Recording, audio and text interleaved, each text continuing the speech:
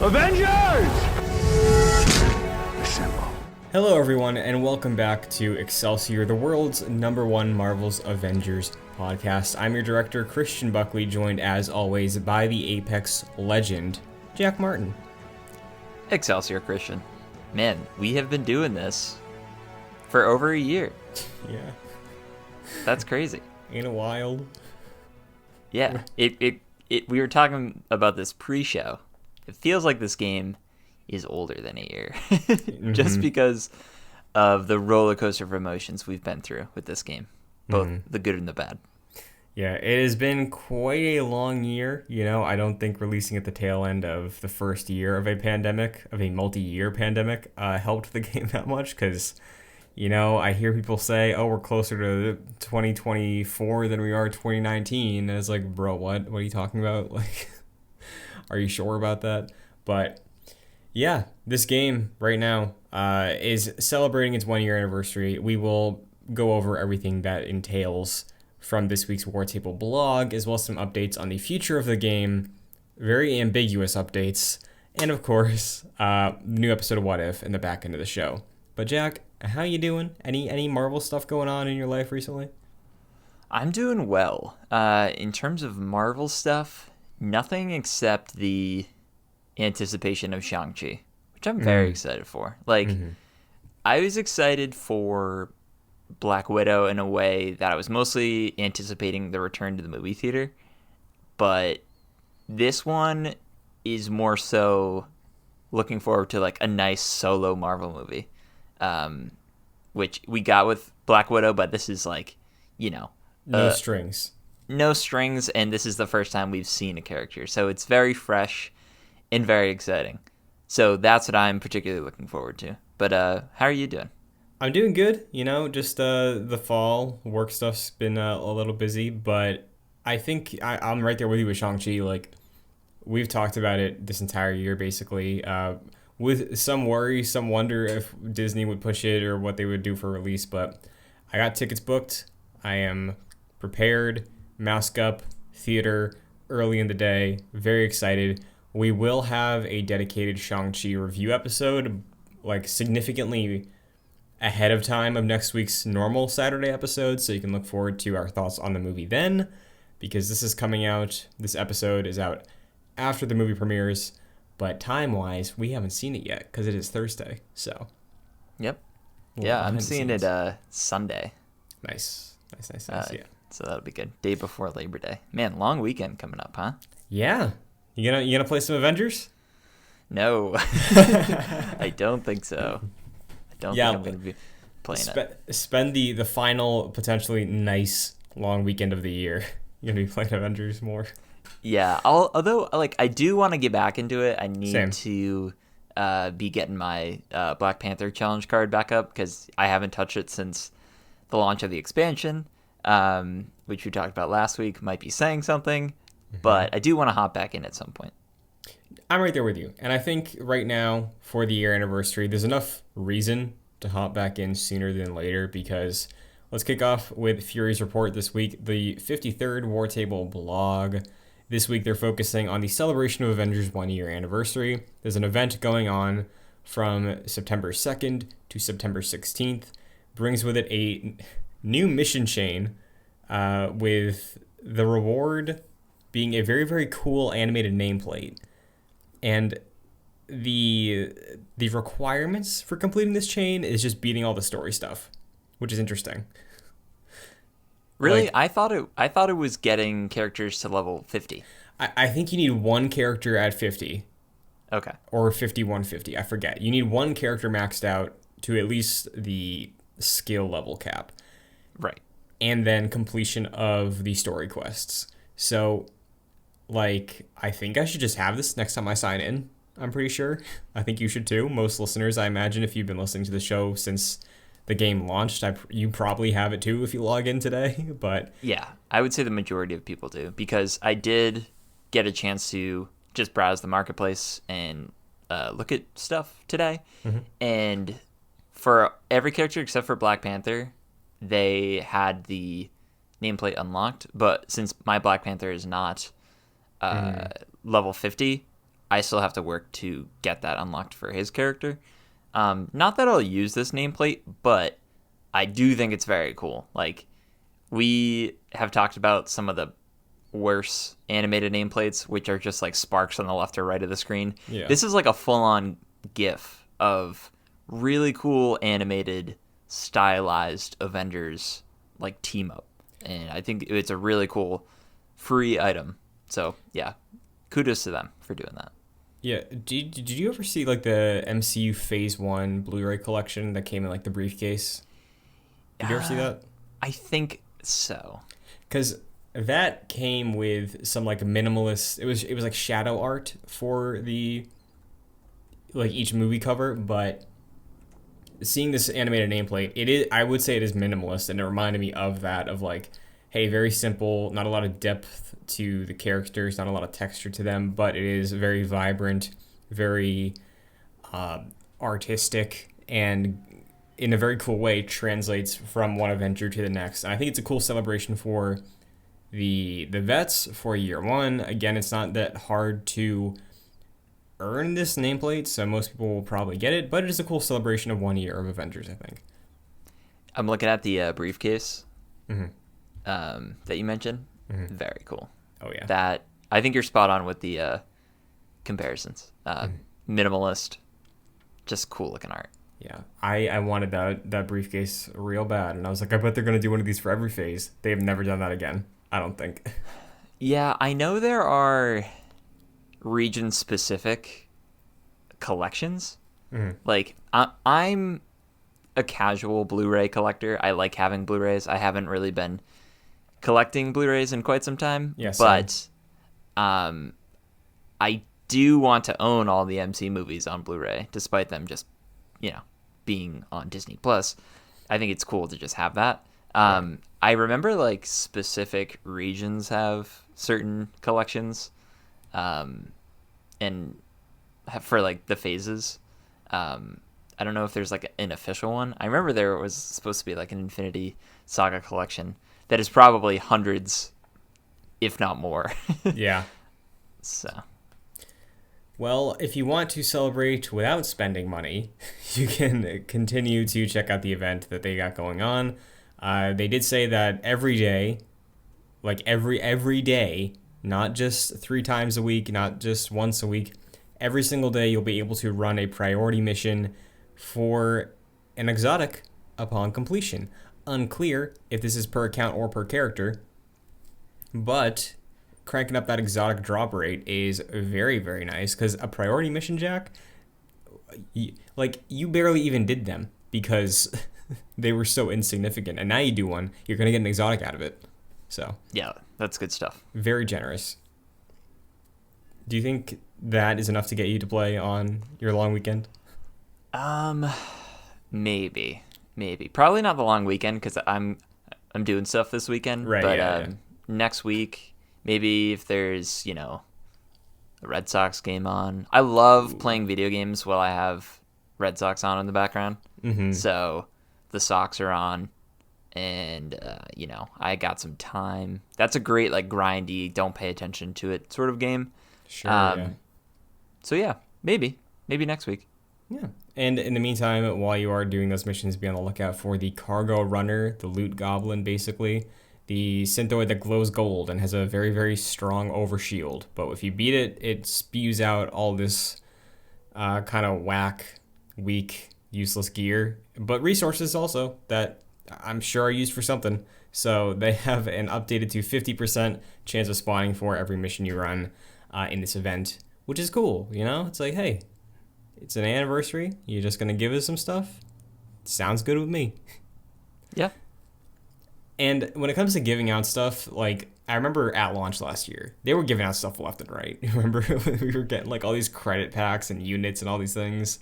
Yeah, a lot of it was a lot of make goods for being like, well, servers didn't really run too well for a little bit, so here you go. Or, a variety of issues, which was really nice that they did that. And it's good that they're doing something similar for the year one anniversary.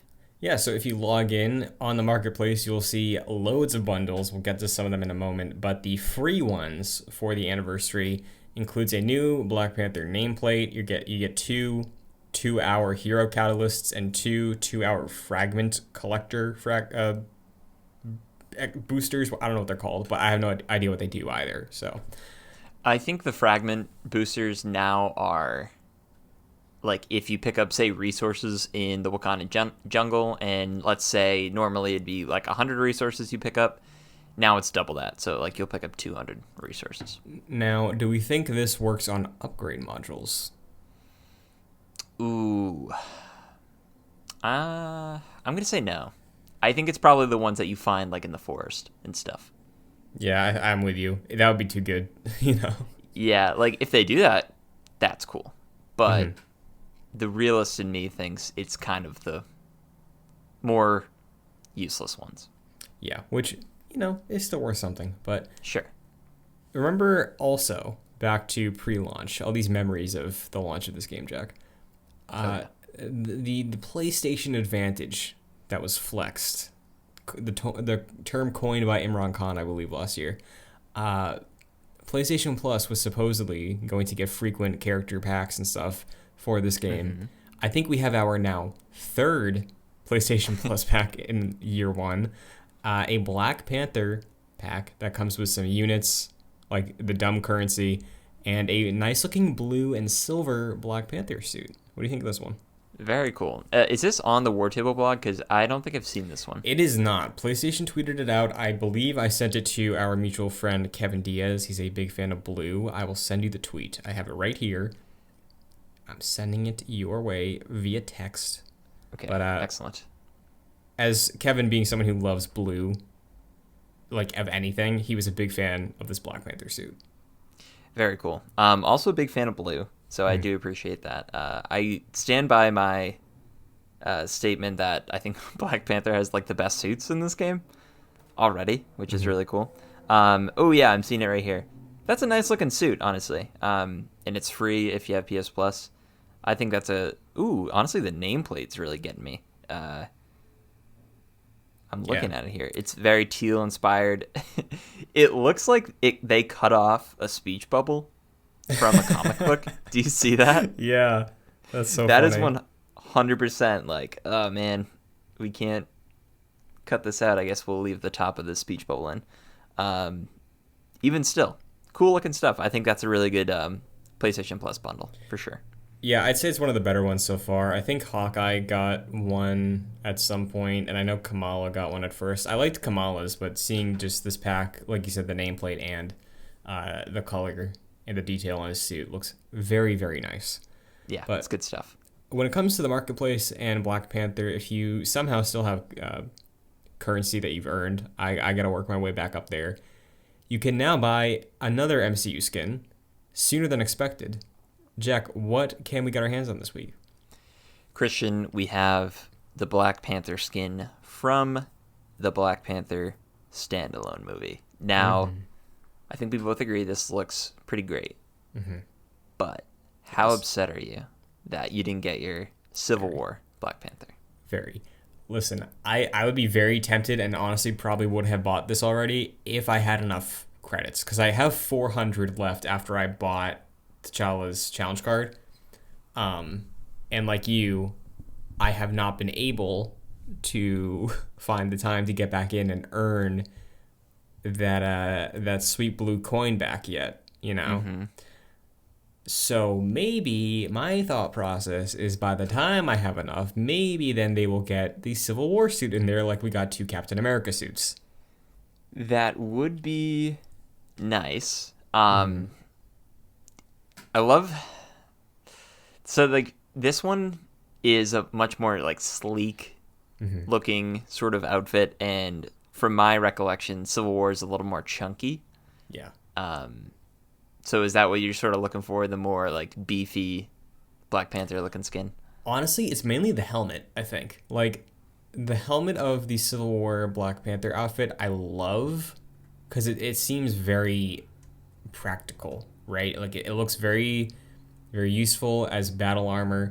And then in the Black Panther film, like the standalone one, they go for a more actual panther-like thing. Like you have the lip flaps sort of on the mask, which like I think look good, but it's taking away from the sleekness of the Civil War one, which is very angular, very smooth, and that one I like a lot. Yeah. Man, remember the leaked images for Black Panther in this game? And his outfit looked like very questionable. It looked like he had like a vest on or something. Do you remember the Hawkeye one? He looked like a biker from like the Tour de France.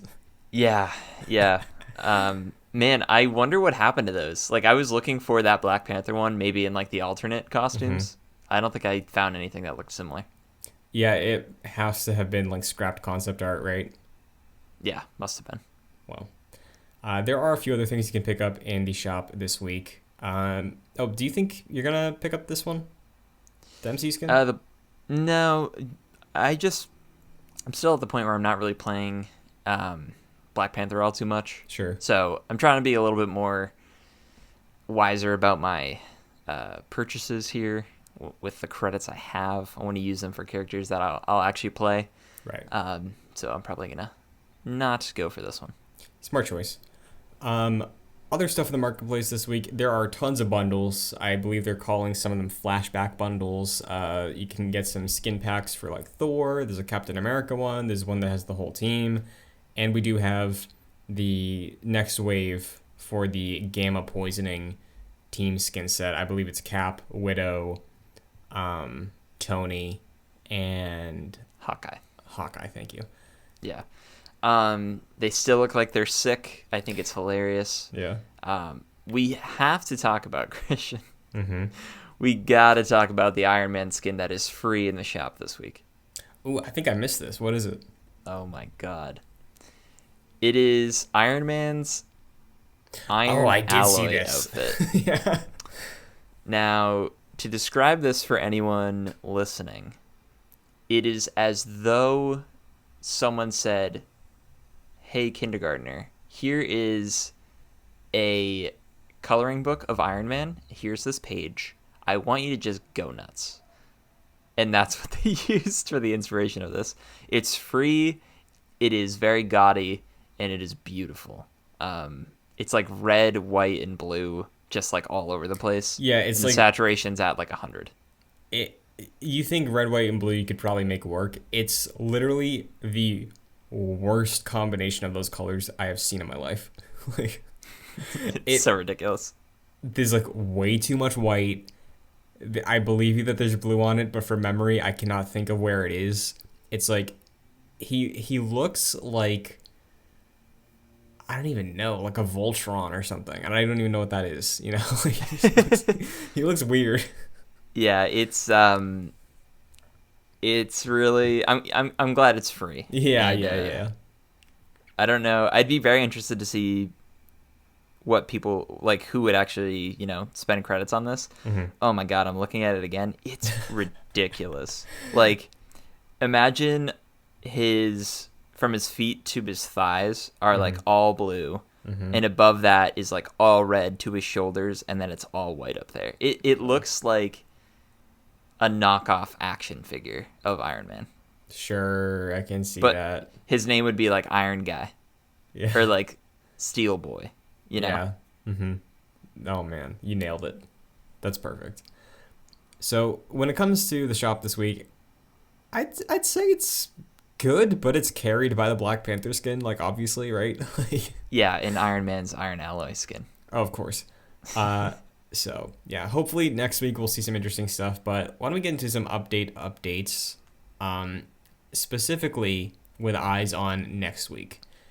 First up, in the update section of the blog, they said, "You've been so patient, and we're finally ready to share an updated roadmap with you, but not this week." That's an aside. Looking ahead to the rest of 2021, keep your eyes peeled for it on September 8th. That is next week. We can read the next thing, and then I'll come back because I have a question for you, Jack. Okay. They also said, State of the Game blog. In addition to our roadmap update, we want to offer additional insight into what we have planned moving forward. Our State of the Game blog will reflect on year one in addition to sharing our plans for the future with you. Look out for it on 9/8 as well. So, big day, September 8th. Mm-hmm. We get the new roadmap, and we get the state of the game moving forward. So, you sent me this tweet because I did send you a text. I was like, hey, I remember them saying this. Am I wrong? A while back, and I don't even think it was like that long ago. I think this was like June at the earliest. They were playing the Cosmic Cube event. Okay. When they said this. That was June, right? Yeah, June or July. Okay. So somebody asked Crystal Dynamics in one of the dev streams, they're like, hey, will the next roadmap have another hero on it? And their reply was, considering the next roadmap goes into next year, yes. So we're now hearing the roadmap from the official blog statement, covers the rest of 2021, state of the game, ambiguous, what's it going to be moving forward. Jack, are you worried? Are they backtreading? We had these conversations about War for Wakanda being a make or break moment.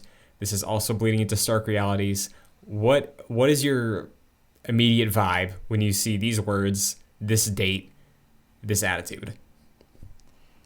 So, I think they have plans for content for a whole nother year. Let's say until next September. Okay. But it seems like they're only planning right now through the end of 2021. Maybe they don't want to show everything. And we've seen before that the roadmap is very fluid. Mm-hmm. So maybe you don't necessarily want to talk about stuff that's coming in September of 2022 when you don't really know that's going to happen. I feel like that's probably why we didn't get a roadmap until March of this year. Yeah. So that's part of it. I also think with the breathing room from War for Wakanda, maybe they're also being like, is this really a sustainable product that we're going to be working on for years to come? I know they've used that phrase before, but is that realistic at this point? Mm-hmm. In my mind, I think we're probably going to get content for another year, and that's it. I know they have plans that are probably beyond that, but to me, it seems like initially in June they wanted the roadmap to go for a full year, and maybe they tooled it around a little bit to just do to the end of the year. But yeah, I think my thinking is we'll get stuff for a whole nother year, and that's it. So this doesn't necessarily make me worried that we won't get that. I think we'll probably hear more about it in the State of the Game blog, being like, hey, we have the roadmap for the next few months, and then after that we'll share what comes next. But yeah, I think we're at the point now where I don't think this is a years-long game anymore. Yeah, you know me. Listeners probably know that I'm also a bit of an optimist when it comes to these sorts of things. I'm getting like sell, get out while you can right now. This is what that is the immediate thing I felt when I read this, dude. Like, I think the fact that the initial promise, and again, things change, right? But the initial thing that they put out there was like, hey, new roadmap in the next month or two. We are at least a month beyond the furthest out of when the roadmap should have been coming. The fact that we were and the community as well, and some of the people like Paul Tassi who report on this game, who has a rapport with Crystal Dynamics, was like, hey, it seems like Black Panther is a big like pulse check for this game with Square and the community. The fact that it didn't light the world on fire, and even us who are really big fans and love this game aren't playing it beyond our initial campaign run, you know? All those things considered, and the fact that they're like, hey, roadmap for the rest of the year, and then a general state of the game, reflecting and giving you an idea of what the future, like, to me, what that paints a picture of in my mind is we're gonna show you the content. Like the cloning lab is maybe October, the raid thing in Wakanda is November, Spider-Man's December, and then the delayed Wasteland Patrol will hit in September, right? That is what I'm expecting out of the roadmap. And for the state of the game, I honestly think like it might end up being we'll have events throughout next year and like one character and that's it. Like I think we might get Captain Marvel out of this just to put a nice bow on everything that they've been building up towards. Maybe that is their true Hail Mary to be like, hey, people really liked the ending we put together. They would show up for a sequel. But yeah, I'm kind of losing faith that we even get substantial content next year. Yeah, it's I would think maybe their plan would be, I certainly don't think this game goes into 2023 with like substantial updates. Oh, no, yeah. But I think I foresee a future where in the State of the Game blog, they're like, we're going to have one more big expansion. It's going to be whatever. It could be the Age of Ultron thing, or it could be Captain Marvel. And that's it for the game. I think that could be wishful thinking at this point, but I do think maybe they get another year out of this game for updates, and that's kind of it.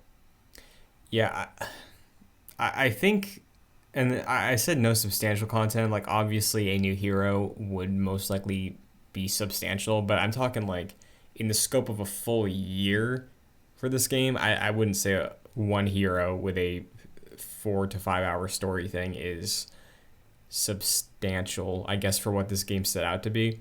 But again, I think that's wishful thinking. If it was a hero, I do think it would be Carol, because she was referenced so much. Like, so much of the story is tied to Kamala, and post game has always been about the Kree invasion. So I don't know, maybe that's like the plot of a sequel if we get it, but I think, like we're saying, realistically, Spider-Man this year, whatever modes they had planned for the rest of this year, and I would not count on much for next year. Like, I could see scheduling the Tachyon Anomaly event to come back, the Red Room Takeover event to come back.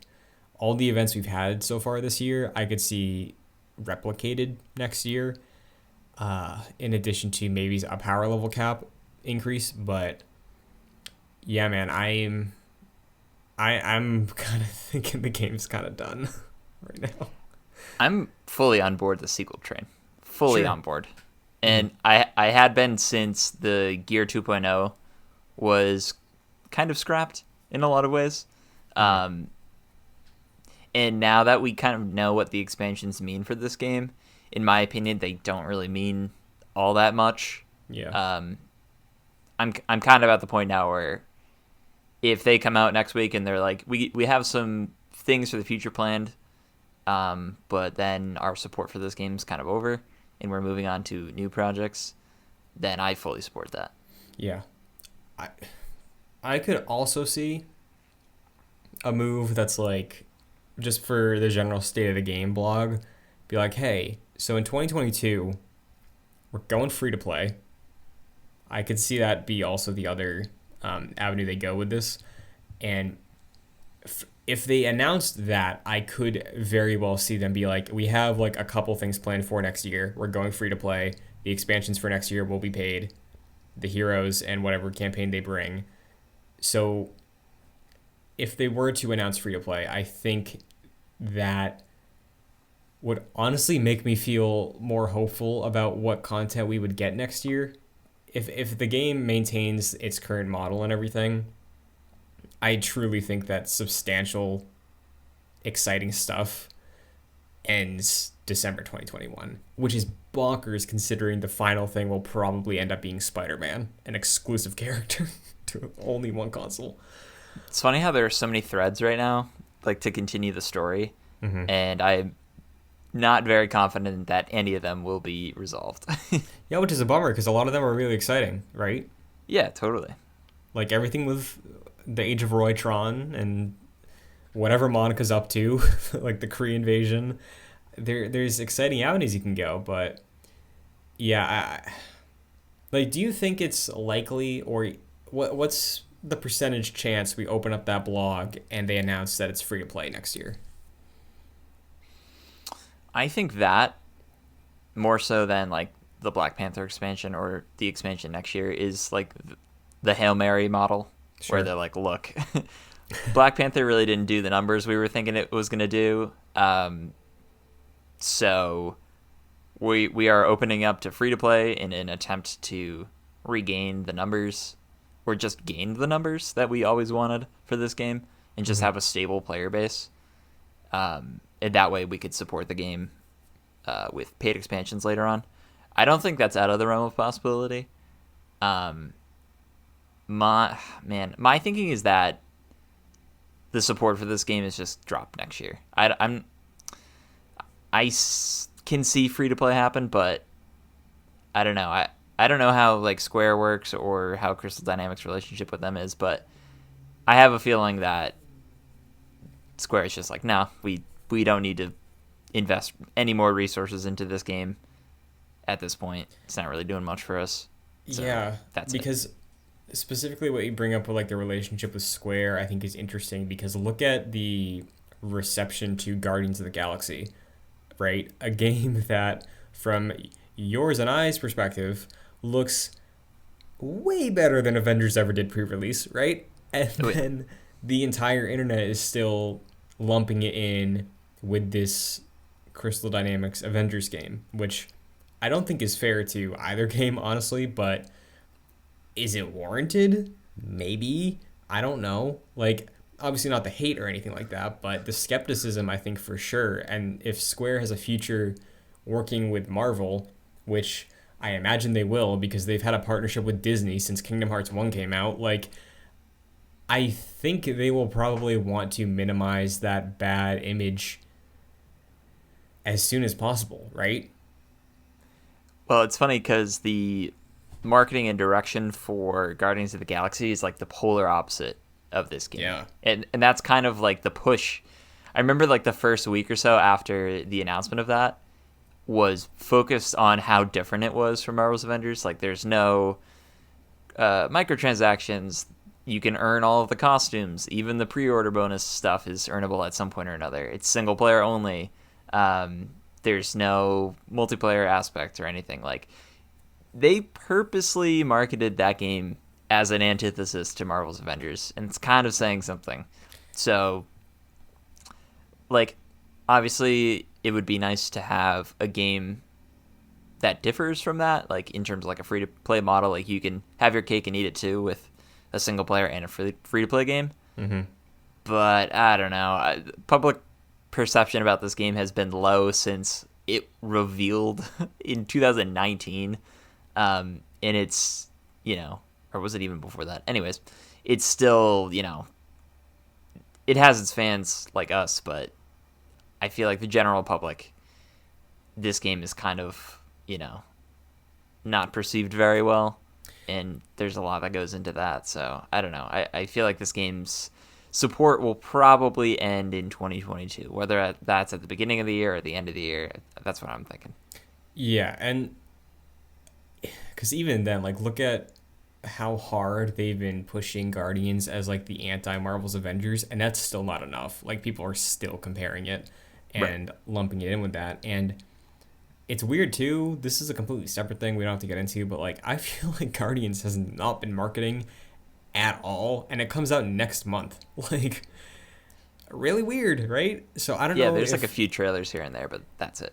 yeah, and even then, like some of the stuff I've seen them tweeting, it's like not anything substantial. Like yesterday, they were like, "Oh, Rick Astley has a song in the game." Like, I wonder what song that is, but like, I feel like it could use a good platform to show off, right? But do you think that there's a hesitation because it's just gonna keep getting compared to this, or do they think when it's No, on shelves it can sell itself to the general public? Like, I don't know. yeah, I don't think so. I think, like, to gamers, I think they compare those games because they are in the know about Marvel's Avengers, but if a random person sees a Guardians of the Galaxy game on the store shelves, they don't really know about Marvel's Avengers. So that's I think they're just sort of pushing it along at that point.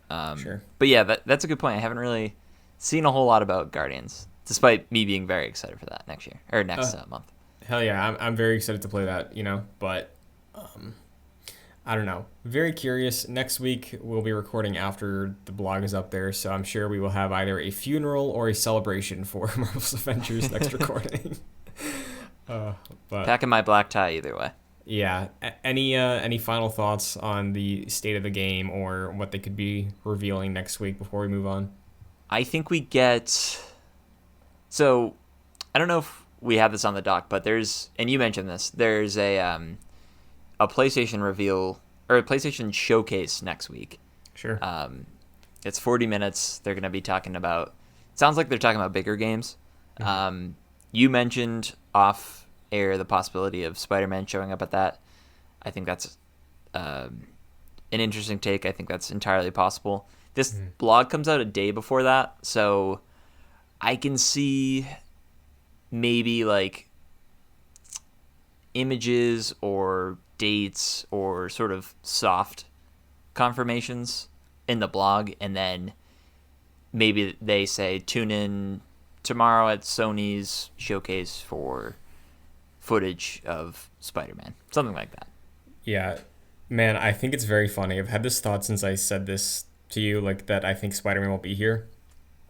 The expectations for this PlayStation event are stupid high. Like, nobody can do anything to manage these expectations for this event because they've been so quiet this year, right? Yeah. They also called it a showcase, not a state of play. They genuinely, they have been so quiet this year in terms of like exciting news. So imagine the vitriol that chat will have, that reactions will have when Spider-Man pops up in this presentation and it's for this goddamn game and it's not Insomniac's sequel. Oh my god, I hope for the 40-minute runtime it's 20 minutes. Of Spider-Man running around with all the Marvel's Avengers characters. That'd be awesome. Oh my god. I'd be happy. Yeah. Yeah, I think it's likely that will show up there. And I believe we'll be recording after that presentation happens. So if Spider-Man is showcased there, we will have takes on that as well for next episode. Yeah, totally. But man, we're just the waiting for Spider-Man pod at this point. We really are, And maybe I should just change the artwork this week, Maybe that's when the switch happens. But yeah, very, very, very interesting stuff ahead next week for Marvel's Avengers. Look forward to it in the recap for next week's episode. But meanwhile, there's another Marvel game that we got our first look at. The Firaxis game, Marvel's Midnight Suns, got a gameplay showcase. It was not too long. It was a little stream that showcased some gameplay. There was some discussion about the mechanics. I know Game Informer got a hands-on preview that I've yet to watch, but they were very positive on it. So, Jack, did you get a chance to watch the presentation? I did. My favorite part was the chat freaking out about the card system in the game, which I don't think anyone really knew beforehand. And so that was a surprise for sure. It surprised me. I like the premise of this in terms of you being a new hero in the Marvel universe. It's kind of like South Park: The Stick of Truth, where like you're the new kid on the block, hanging out with like all the other people.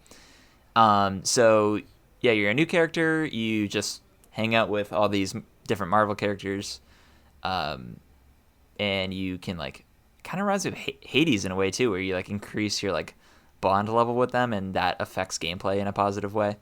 So that is interesting.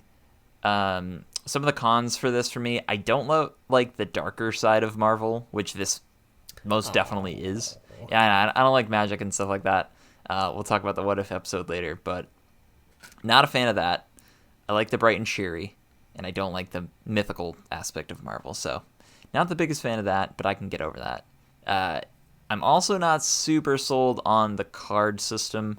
I'm not a big, card gamer, and I know that's not like the main thing about this game, but it is a pretty prevalent aspect of the gameplay, so this for me now is at the spot where I'll have to see more gameplay and I'll have to wait for reviews because I'm not super sold on this. But what did you think? Yeah, so the way the card system works, like, I typically am not a huge fan. Like, if you say the word card-based battle system or roguelike, I immediately have something against your game. I'm sorry. It's just my own tastes and my own history with these genres. But I do think there are exceptions to the rule on both fronts. Like, right, like Hades. Hades really hit me real hard. Was a big fan of Hades as a roguelike. So things can like change my opinion for sure. And when it comes to the type of game, your strategy here in this game, I love Fire Emblem because it's strategical, turn-based, maneuvering a battlefield, and in your downtime, you have to form bonds with your units, and that it improves your skill and proficiency on the battlefield. So all of those things, I like what I'm hearing for Midnight Suns. I personally like the vibe they're going for with like Doctor Strange and Ghost Rider and the demons of the Marvel world. I bet Mephisto is in this game. He was in the Ghost Rider movie we talked about last or last episode, so it's certainly possible. So, like, conceptually, from what I've seen as well, I'm still in. And I think this could be a case of there are so many other things in my favor with this game that I will put aside my biases and give this card-based system a shot. Because I know I'm being stupid. I know a card-based system could be good. Like, I just tried the Back for Blood beta last month, and that had cards, and that was just glorified skill points. So, like, cards on the surface, maybe not cool, but in practice, in actual rotation of gameplay, could be genuinely nothing to worry about. So, that's where I'm at right now. Yeah, it's a wait-and-see game for me at this point. I want to see what people think of it once it releases. Mm-hmm. I mean, like, any Marvel game has me interested. Mm-hmm. And Firaxis worked on XCOM, which is a pretty acclaimed series, so that doesn't have me worried. So yeah, I'm cautiously interested in this one. I have to wait and see what people think about this one. I'm not a day one guy for Midnight Suns. I will say, visually, I like the art style. I like the direction, but this looks like something that can absolutely run on the Switch. So, yes, I am thinking that might be where I play it because I do love, like I said last week, that Fire Emblem style game. Portably pull it up on the Switch, do a battle, take an hour, do a thing. So the convenience of that, this looks like it'll run well unless it's poorly optimized. But XCOM 2 I think is on Switch and it runs fine. So has me hopeful. I'm looking forward to checking it out, and I want to hear these impressions that Game Informer has. But yeah, coming soon. So I know, yeah, March. Yeah, dude, that's I'm surprised. I love when games do that, and I love the fact that a Marvel game is doing that. You know, like Miles Morales did that recently too. Yeah, and Guardians as well. Yeah, I completely forgot about that. I keep forgetting about Guardians. I know, me too. Which is so weird because I'm very excited for it. But I know they announced that like mid-summer, or maybe early summer, and we're at the tail end of summer right now, and it's coming out in October, like early October, mid-October. So, man, we're getting to that point. We're about to regain our title as the number one Guardians of the Galaxy podcast. Oh, for sure, absolutely. I honestly, I bet you we could also be the number one Marvel's Midnight Suns podcast. Yeah, you might need another host when that comes around, but sure. Mm-hmm. Yeah, I mean, I think it's possible. I don't know if there's an XCOM podcast out there. If there is, that's very cool. And I will probably, out of respect, just listen to an episode of your show because that is, I always appreciate when there's like a specific thing that I never think about that has such a rabid fan base that there is a community built around that thing for a specific creator, if that makes sense. Yeah, no, I get that. So the XCOM podcasts, send them my way. I'll check one out. There's got to be an XCOM podcast. There has to be, right? There's a Probably podcast like for an everything. air conditioning podcast. People talking about different air conditioning units. There's a podcast for everything. Yeah. Do you think there is a podcast for forearms? Gotta be. Dude, there's gotta be a Forearms podcast. Yeah. And hey, no kink shaming here, but Charlie Cox did come out and say, hey, these forearms that you're talking about with the Spider-Man trailer, they're not mine. But he also said, I don't want to ruin the fun of the surprises of this movie. Did you see any of the interviews he did recently? Yeah, I saw him being asked the question, like the cheeky question, hey, are those your forearms? He's like, no. And then I saw what you just mentioned of him. I don't know if it was in the same interview or elsewhere. I saw it like written down of him saying like, either way, I wouldn't want to ruin like any surprises, which is a very fair statement. But 100% of people basically thought he was saying, yes, I'm in this, but I don't want to say that yet because I don't want to ruin the fun. I took it more as like, even if I, was in this, I wouldn't want to say. So I appreciate his cheekiness. Yeah, I saw a funny, I think I saw this on TikTok, but somebody did like a cut of both Charlie Cox and Andrew Garfield like responding to the question, are you in Spider-Man No Way Home? And it was just for both of them, it was 10 seconds of like, oh, I wouldn't want to say anything even if I wasn't, like I'm sure they're doing something that I'm not involved with or something, like maybe there's plans, like they were just stammering a lot and it was very funny. So yeah, I mean, I'm still curious to see if Charlie Cox is in this movie. The more we talk about this movie, the more overload there is in this. Yeah. There's like Spider-Man 3 had so much bloat with all its characters, and we're getting another Spider-Man 3, which sounds very similar. So that still has me worried, but if Daredevil's in this movie, he's in it for like 30 seconds tops. Yeah, like maybe like there has to be a courtroom scene, right, where a scroll comes out and it's just, hey, I'm Peter Parker, and then Spider-Man swings on through and Charlie Cox is like, clearly my client is innocent and you're wrong, and then post-credit scene we get some cool Daredevil thing. Sure. So that I think is the venue to introduce him. Yeah, well, speaking of introducing characters, the MCU is continuing the trend they always do of setting people up. I mean, they didn't do this with Shang-Chi, but they usually set up a character before they get their solo project. Apparently, Black Panther 2 will have Ironheart, Riri Williams, be introduced to the MCU. We know she's cast already. I do not know the name of the actress portraying her, but the actress was on set recently because they are shooting in Massachusetts. I think recently they've been at MIT. Again, makes sense if it's like one of the Wakandan outreach centers that they're visiting in the film. Do you know much about Riri Williams? No, I was going to ask, is she, like, what country is she from? Because I think that would suggest the film takes place in whatever country they're in. Yeah, so I believe she is from New York and she goes to school at MIT, I think. And she finds, yes, you are correct, a I'm looking this up database right now. thing and like has access to like a Tony Stark AI, and then she uses one of his old suits and the AI for like advice and guidance to build a new Iron Man suit, and she becomes Ironheart.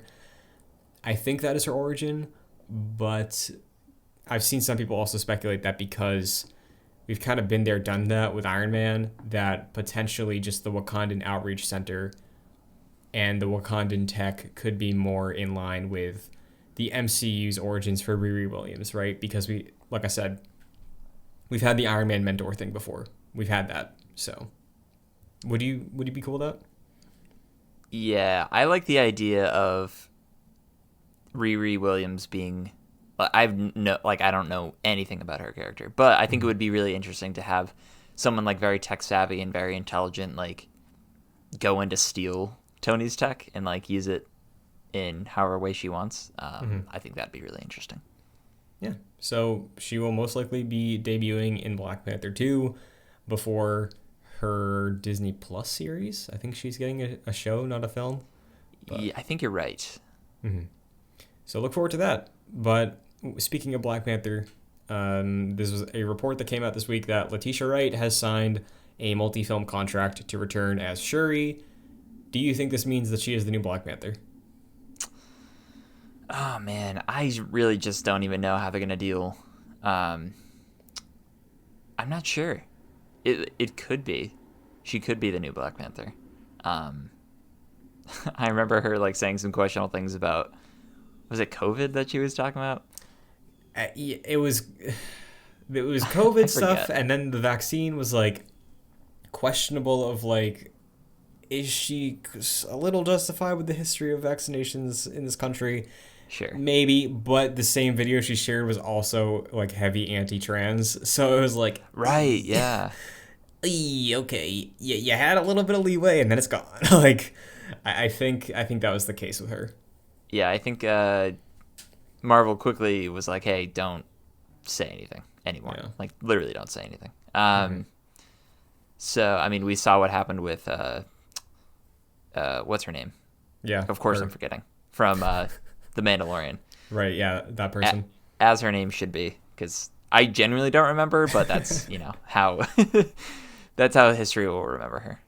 Anyways, we saw that happen already with a Disney-related project and a person who, was saying that. So I'm sure Disney and Marvel were like, hey, literally don't say a word on social media.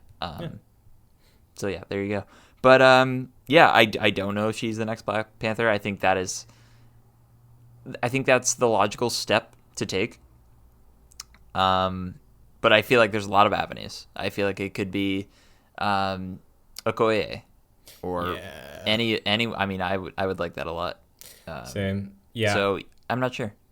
I think with what we've seen in the MCU so far, and I cannot wait to like just hear Kevin Feige talk about candidly what they're doing. I hope at some point, but yeah, I think Okoye, based off what we've seen in the MCU so far, makes the most sense. Like Shuri is the technician, like she could still be a leader, but I think for that warrior, Okoye makes sense. Winston Duke's character M'Baku, I think, would also be a very good choice, but I like that avenue as well. Yeah, so we'll see what happens, but Shuri's here to stay in the MCU in some way. Sure.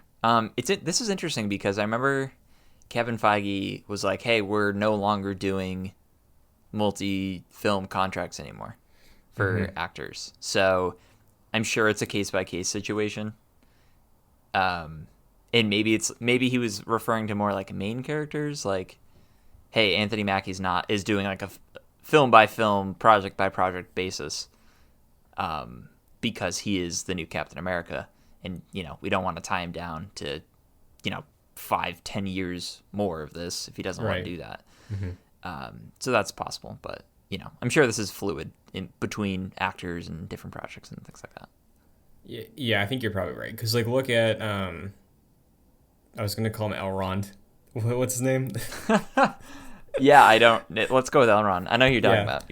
Elrond signed on as the Schmidt, the Red Skull, right? And he would have like a 5-picture deal, I think, because everybody who signed on Phase 1 had that. And then he hated it, and he never came back. So, like, that contract still exists. I think legally they could probably pursue that and be like, hey, no, you have to come back for this next film. But... they were just like, you know what, that's not worth it. Let's just not do that. So also, do you want to see Red Skull in 5 movies? I don't. No, I don't. We got him in 3. That's fine, Yeah. Well, moving on to Marvel's What If, the next installment in the new MCU series. First up, a little news thing. They did reiterate about a season 2 coming. And they did say one of the episodes about season 2 ties to the Black Widow film. So, yes. Wonder what that's going to be about next year. Maybe. I don't know. I don't either, but I'm glad the show's getting a second season. Me too. This is a fun, Saturday morning cartoon situation. Nothing matters. So like going in with expectations, like there are no expectations. So turn your brain off, watch it, and then you could be surprised by emotions or storylines or character development, what have you. And it's always a nice thing to watch every week. So yeah, this is good stuff.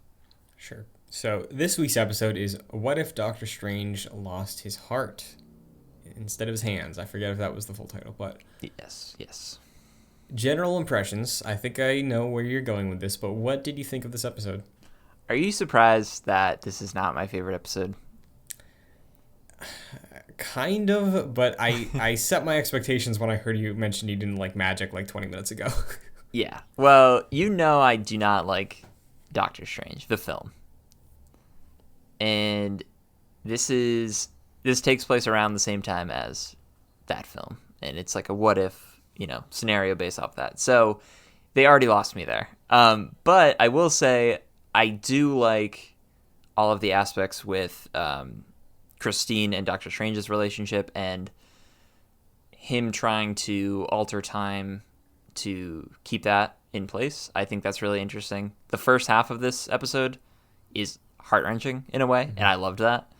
The second half wasn't necessarily the biggest fan of.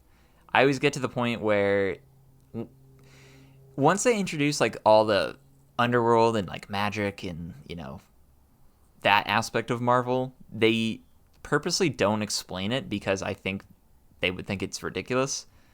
But at the same time, it's like very like glossed over, and there's not a lot of attention paid to it. So they're kind of caught between a rock and a hard place, I think. And I'm not the biggest fan of all that, and it kind of makes me think it's not very MCU like with all of that. It reminds me of like Ghost Rider and things like that. So when they dip into that, I'm not the biggest fan of that. So that was kind of riding against me for this. So yeah, a bit torn on this one. Wasn't my favorite. What do you think? So I enjoyed it a lot. I thought it was, again, performances all really good. The returning actors, it was fun to hear them and see them do their thing with these new takes on the characters. I really love that What If is able to do that every week. Storyline wise, I think it's funny because the whole what if part of this one isn't really like, oh, what if Christine died? It's like, oh, what if they had a better relationship in the first place? Like, yeah, what if Doctor Strange wasn't an abusive asshole? yeah, because that's what it starts out as, right? Because the whole what if in this episode is like, yes, is the crux is Christine dies instead of him losing his hands, but in the original film, Christine wasn't even in the car in the first place, right? Like, yeah, no. So the thing that's different about this universe is the fact that maybe he's not as selfish and manipulative as he was before. I don't know. Purer of heart, like more do-gooder intentions from the get here, where in his film, they never really give him that, and they still kind of haven't. He's just like, oh, I guess I should protect these people because I'm the only one who can. Like that's kind of where he gets. But here it's like, oh no, he has a genuine bond with Christine, and I thought it was believable, and that was the driving force. So from that angle, I really enjoyed it. I liked when it got weird. It gave me a good sense of maybe what to expect from Multiverse of Madness. So dipping into spoilers now. How do you feel about that? Do you think that if Multiverse of Madness follows maybe this tone or any sort of similarity, you would also not be that into it? Yeah, actually, it's funny you mentioned that. Like, at the end of this episode, I was like, man, I'm kind of forgot this was the whole theme of, and like the vibes from the Doctor Strange film. And I was like, man, I kind of hope the Multiverse of Madness is very different, because I just don't, there's something about it. There's something that just doesn't sit right with me about, not even just like Doctor Strange, just like underworld stuff and like demons and things like that. I'm just not the biggest fan of. So yeah, it kind of had me worried about the sequel. So I'm hoping Sam Raimi's inclusion in that changes the tone of it at least, Mm-hmm. and then I'd probably appreciate that a bit more. And I certainly hope Multiverse of Madness is more connected to the greater MCU because feel like that'd be the draw for me. But yeah, came out of this episode being like, oh man, forgot I don't really like Doctor Strange all that much. Yeah, and I can completely understand that because I think at that point it just comes down to like I am really into that stuff with Marvel. Like I think that's very cool, and I wish they would explore it more because it can dip into other mythologies, and similar to why I love Thor and seeing Marvel's take on like a existing mythology and making it make sense in their universe. I think that's also really cool when they bring in like Dormammu and Mephisto and Satan and all that sort of stuff. So tying that to Doctor Strange, a character who I do really like, I think is very interesting and fresh and new for the MCU. So I am excited for that, and I did like what we saw here because I thought, especially with like the body horror stuff, like Doctor Strange. When we did our initial run of Excelsior, we talked a lot about how visually it's shot like a horror movie kind of, but it didn't really lean into that genre despite the director, who I'm forgetting his name, his history with Scott horror. Derrickson. Scott Derrickson, thank you. Sam Raimi, on the other hand, who does also have a horror background, like that's his whole thing, that bled into the Spider-Man trilogy too, right? With some of the body horror stuff of like the web shooters and the Doc Ock scene and the spider hairs on his fingers. Like, seeing him translate all these concepts that we see here of like the absorption, the morphing, the really dark outcomes that are motivated by love and pure heartedness, I think is gonna translate very well to Sam Raimi's style, and hopefully like Thor did with Norse stuff, just bring on, I don't know, Catholicism to the MCU. I don't know. Yeah, I've had enough Catholicism in my life, so I'm probably good with that. Sure. Well, what if we get Doctor Strange dealing with the devil and then Daredevil as well? Like enough Catholic guilt in the MCU, I think we can just settle it there, you know? I like the grounded Catholic guilt in Daredevil. Sure, okay. I don't need Lucifer popping out of a manhole. I'm good with that. That's fair. So from the back half, what was it really that didn't work for you? Because I will say, I like in the film when he's like super intense studying the books and all that stuff, and like using the magic to accelerate his studying in the movie. But here it was like, okay, sure, Yeah, kind of slow. I did. Yeah, it was slow. I did actually like how this episode showed kind of that Stephen Strange is like kind of a razor's edge from being very selfish and like that being very detrimental to the universe, because he is a very arrogant person, but he just so happens to have decided to use that for good in a sense, but also for his self-actualization, which is, you know, most of it for that character so far. But in this episode, he's using that for very much more like selfish desires and doesn't really care if that affects the universe in a greater way. So I did like that. Didn't like the MCU trope of him literally fighting himself. Could not care less about that battle. Sure. So yeah, I didn't think about that. The second half just sort of dragged for me. I did appreciate the Watcher being involved somewhat. I'm hoping we see more of his involvement. That was cool. Going forward, and I liked the end of this, honestly, where we've gotten like bittersweet endings with Peggy, or even like the Nick Fury episode that ended poorly with Loki taking over. But like we also had Captain America, Captain Marvel being like, "What's next?" This was like a very dark, sinister ending, and it just kind of ended, and I did appreciate that. Yeah, I really loved the ending. I think it's. I wouldn't go as far as to say it was powerful, but I respected the hell out of the ending because just you spend so much of this time, and I do think the slow build works for that, like, very brief moment where he gets to reunite with Christine. Like, he's worked for basically centuries, right? And dedicated himself for this moment. And he gets, like, what, 10 seconds with her, and she's terrified of him. And then the episode just ends. Like, I really loved that. And it kind of made some of the slow build work for me a little more, because it was like, damn, they're really putting a stamp on Doctor Strange and his obsessive tendencies and critiquing that part of the character here. So I liked it a lot, the way it ended. I think that helped a lot of the episode as well. But in terms of looking ahead, I do have a theory that I think this, what is he called? Supreme Doctor Strange, the one that's trapped in this weird, non-existent mirror dimension now? Yeah, I actually don't know if that's his name, but sure. Yes. Okay. I think he will end up being the Avengers team up threat of this What If season. I think when we had the Captain Carter episode and she was fighting off the portal and we got those same tentacles coming out. Yeah. I was like, is that Stephen Strange? Is she fighting him right now? Is that what this is?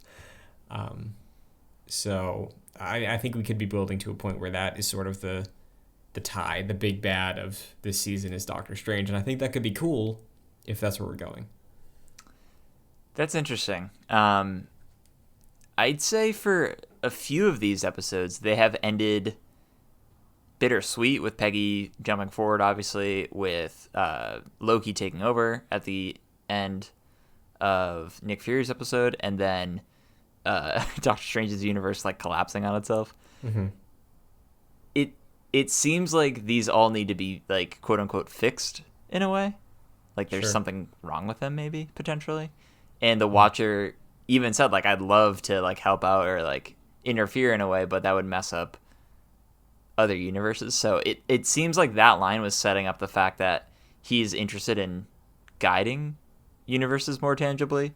So maybe we see an intersection of these at some point in this season. I'm not really sure how they want to deal with all these. I do like the idea of these just being like fun side stories, but it does seem like we might be leading into a little bit more collaboration between these characters.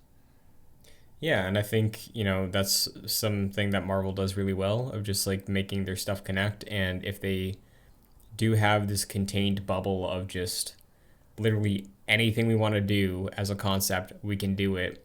And all of those can sort of coexist in their own weird multiverse. I think if they can see it and make it work, then yeah, go for it. Because we can't do that with the films right now, at least. But yeah, I think that'd be really cool to see. And if that's a season 1 thing or a season 2 thing, we talked about that a bit before. We'll see. But overall, where would you slot this in your rankings? Okay. Do we have the official ranking right now? So the official ranking, I believe, is what if T'Challa was Star-Lord, what if we lost Earth's Mightiest Heroes, and then what if Captain Carter. Yeah, man, there's only been 3. Yeah. Okay. I would put this above the Captain Carter episode, personally. I would too. Oh, boof. There we go. I thought you were going to go like number 2, maybe even number 1. That's perfect. I think maybe in my personal ranking, I might put it at number 2. I still think the T'Challa Star-Lord episode is the best one. Yeah. But it's there's fun. a lot of... It's the most fun, for sure.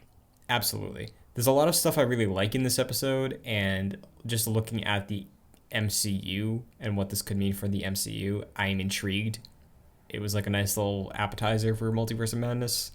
But I think in terms of playing off of something we already know, the Fury episode was better at that than this was, kind of, Yeah. As much as there were a lot of things in this episode that annoyed me more than the Peggy episode, I did appreciate how this was like completely... It felt more divorced from the Doctor Strange movie than the Peggy episode was from the first Avenger. Agreed. That, like, that one definitely followed in the footsteps of the first Avenger a lot. And, to its detriment, I think, in some aspects, despite it still being a fun episode. This definitely did a lot of new stuff. Didn't love a lot of it. I didn't mention the acting. I thought Benedict Cumberbatch like sounded different. Like it sounded like he was in a recording booth, and like I don't know. Didn't like he's on the side of the list where it's like does not fit in with the voice actors. Like that didn't do it which for me.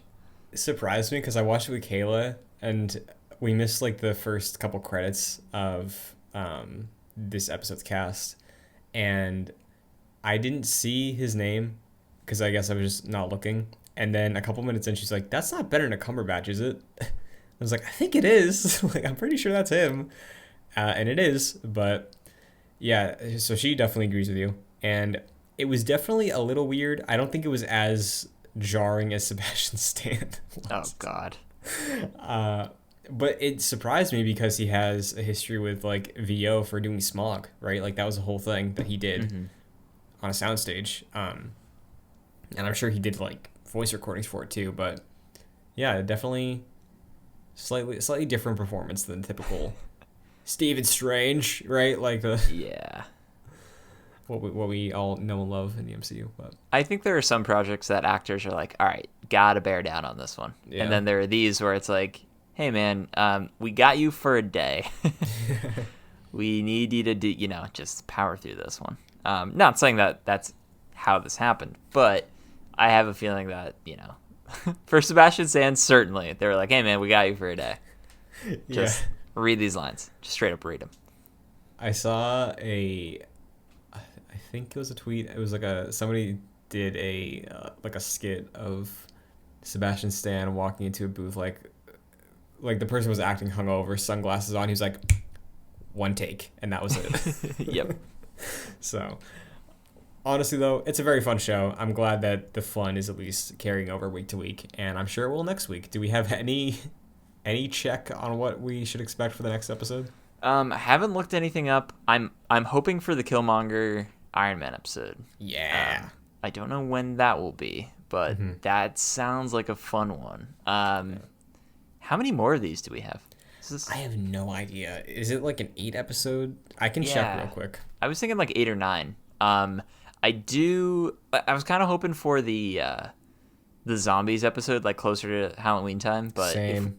If we get it like late September, that's certainly Halloween season. Late September is certainly in that, ballpark. So that'd be cool.